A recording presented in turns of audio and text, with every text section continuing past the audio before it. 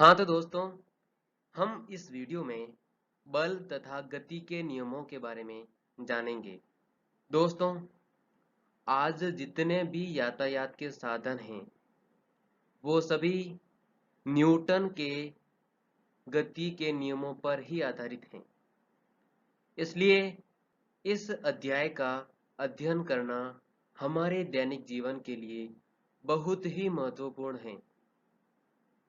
तो चलो हम न्यूटन के गति के नियम जानते हैं।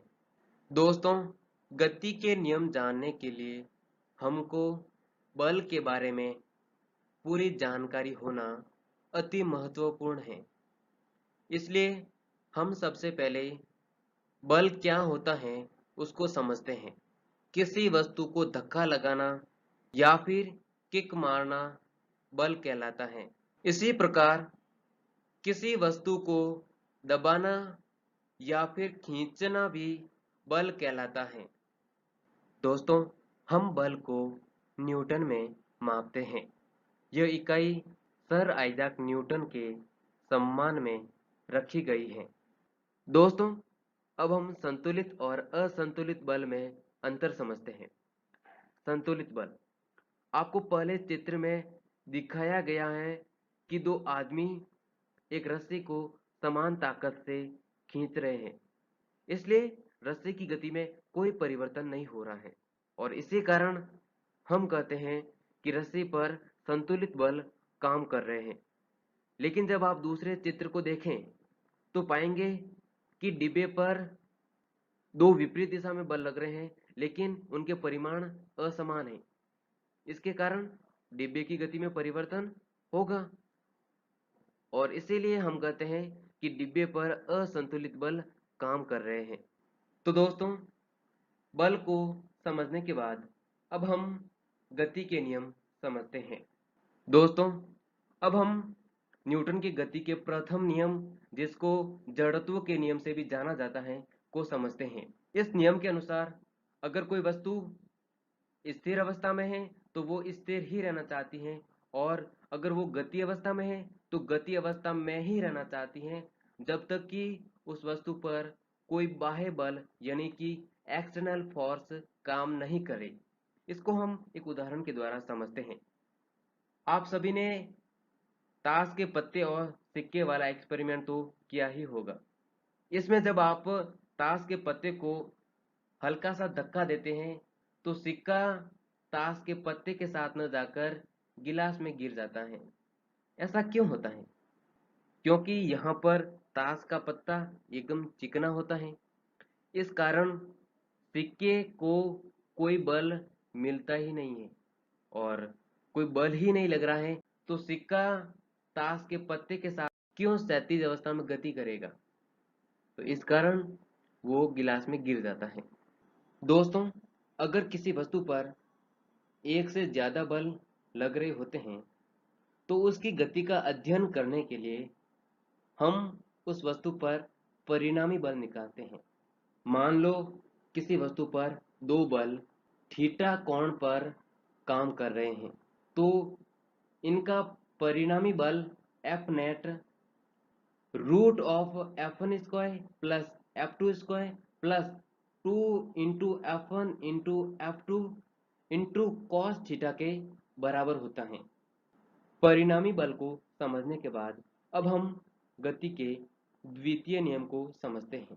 इस नियम के अनुसार किसी वस्तु के संवेग में परिवर्तन की दर उस वस्तु पर काम कर रहे सभी बाहरी बलों के परिणामी बल के बराबर होती है। यहाँ पर संवेग, जिसको हम P से डिनोट करते हैं, का मान m इंटू वी होता है। m वस्तु का द्रव्यमान और v वस्तु का वेग होता है। अब हम द्वितीय नियम की गणितीय व्याख्या करते हैं।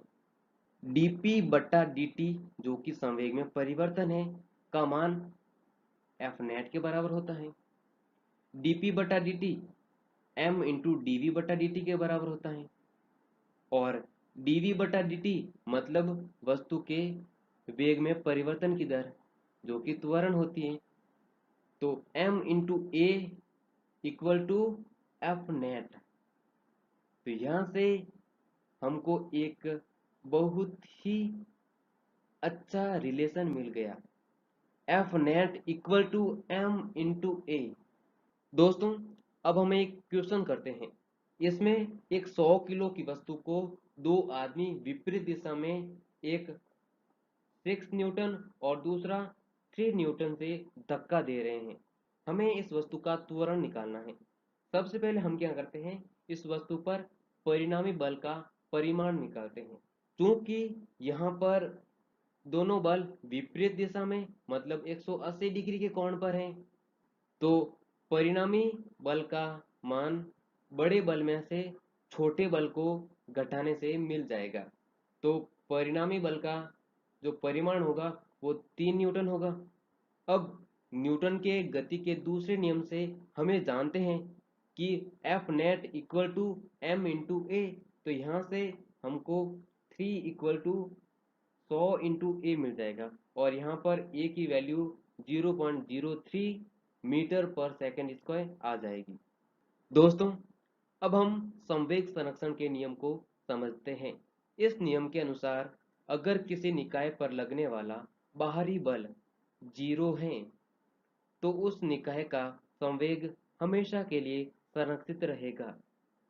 जैसे अगर किसी निकाय में 3 कण m1, m2, m3 और उनके वेग क्रमशः v1, v2 और v3 हैं, तो उनका संवेग m1 v1 plus m2 v2 plus m3 v3 एक कांस्टेंट रहेगा, मतलब एक नियतांक के बराबर रहेगा यदि उस निकाय पर बाहरी बल 0 है। दोस्तों, अब हम एक नई भौतिक राशि आवेग को समझते हैं। आवेग को हम तब ही ध्यान में लाते हैं जब एक बड़े परिमाण का बल एक छोटे अंतराल के लिए लगता है। उस परिस्थिति में आवेग का मान उस वस्तु के संवेग में परिवर्तन के बराबर होता है। और चूंकि हम ये जानते हैं कि del P upon del T का मान बाह्य बल के बराबर होता है, तो यहाँ से हमको आवेग का मान एफ इंटू डेल टी होता है मिल जाएगा। अब हम एक उदाहरण लेते हैं। आपने कई बार देखा होगा कि जब कोई खिलाड़ी कैच पकड़ता है तो जैसे जैसे उसके हाथों में गेंद आती है वैसे वैसे वो अपने हाथों को नीचे लेता जाता है। ऐसा क्यों करता है? यहाँ पर एक बड़े परिमाण का बल उसके हाथों में लग रहा है, तो हम आवेग को कंसिडर कर सकते हैं। तो चूंकि यहाँ पर आवेग यानी कि संवेग में परिवर्तन तो नियत है, तो जैसे जैसे वो टाइम बढ़ाता जाएगा तो एफ का मान कम होता जाएगा, क्योंकि एफ आवेग अपॉन समय होता है। तो एफ कम होता जाएगा तो खिलाड़ी के हाथों में चोट कम लगेगी, तो इसी कारण वो अपने हाथों को नीचे लेता है। दोस्तों, अब हम न्यूटन की गति का तृतीय नियम, जिसको क्रिया और प्रतिक्रिया के नियम से भी जानते हैं, को समझते हैं। इस नियम के अनुसार इस ब्रह्मांड में अकेला बल विद्यमान होता ही नहीं है। बल हमेशा युग्म में पाया जाता है। इसको थोड़ा सरल भाषा में समझते हैं। अगर कोई व्यक्ति किसी दीवार को F1 बल से धक्का लगाता है, जिसको हम मान रहे हैं कि यह क्रिया बल है, क्रिया बल, तो वो दीवार उस व्यक्ति को वापस उसी बल के परिमाण से धक्का लगाएगी, लेकिन उसकी दिशा क्रिया बल के विपरीत होती है। यही क्रिया और प्रतिक्रिया का नियम है। क्रिया बल और प्रतिक्रिया बल हमेशा अलग अलग वस्तुओं पर लगते हैं। दोस्तों, अब हम तृतीय नियम के कुछ उदाहरण देखते हैं। पहला, जब आप अपनी पुस्तक को टेबल पर रखते हैं तो वो स्थिर क्यों रह पाती है? दोस्तों, पुस्तक पर पृथ्वी के कारण गुरुत्वाकर्षण बल लगता है, जिसका मान mg है। अतः पुस्तक टेबल पर एक नीचे की दिशा में बल लगाती है, जिसका परिमाण mg है। अब तृतीय नियम के अनुसार टेबल भी पुस्तक पर ऊपर की दिशा में बल लगाएगी, जिसका परिमाण भी mg के बराबर होगा। और चूंकि पुस्तक पर दो ही बल कार्यरत हैं जिनके परिमाण समान है लेकिन दिशा विपरीत है, इसलिए पुस्तक स्थिर रहती है। अब दूसरा उदाहरण देखते हैं। रॉकेट नोदन में न्यूटन के तृतीय नियम का इस्तेमाल होता है। दोस्तों, रॉकेट से जो हवा निकलती है उसके कारण वायुमंडल पर बल लगता है। अब तृतीय नियम के अनुसार वायुमंडल भी रॉकेट पर ऊपर की दिशा में बल लगाएगा और इसी बल के कारण रॉकेट ऊपर की तरफ गति करता है। दोस्तों, अब हम संवेग संरक्षण पर आधारित एक क्वेश्चन करते हैं। जब कोई आदमी बंदूक को चलाता है तो उसको एक झटका लगता है, ऐसा क्यों होता है? माना कि बंदूक का द्रव्यमान कैपिटल एम है और गोली का द्रव्यमान स्मॉल एम है और गोली का वेग v2 है और बंदूक का वेग v1 है। अगर हम इन दोनों को एक निकाय में माने तो प्रारंभिक अवस्था में दोनों का वेग 0 था, तो प्रारंभिक अवस्था में उनका संवेग 0 होगा।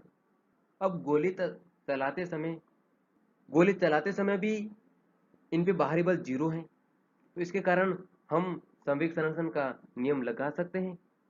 तो अगर अंतिम वेग v1 और v2 है तो capital M into V one plus small m into V two का मान 0 होना चाहिए और यहाँ से v1 का मान minus m upon capital M into V मिल जाएगा। अब चूंकि गोली चलाते समय बंदूक को पीछे की दिशा में कुछ वेग मिल रहा है तो आदमी को झटका तो लगेगा ही। दोस्तों, निम्न चित्र के अनुसार स्प्रिंग में तनाव कितना होगा यदि द्रव्यमान m स्थिर है? दोस्तों, अगर द्रव्यमान m स्थिर है तो यह बात तो पक्की है कि उस पर कुल बाहरी बल 0 होगा।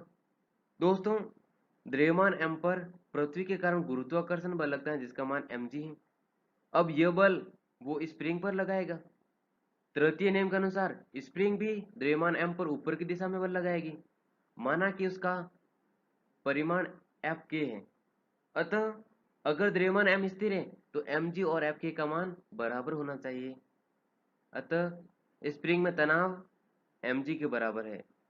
दोस्तों, अब आप निम्न क्वेश्चन करने का प्रयास करो।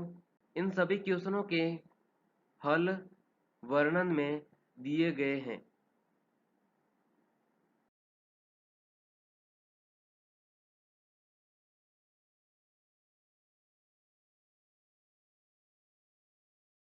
अंत में दोस्तों, मैं आप सभी को धन्यवाद कहना चाहता हूं क्योंकि आपके ही प्रेम के कारण हम नित्य न्यूतन वीडियो बनाने के लिए अग्रसर रहते हैं।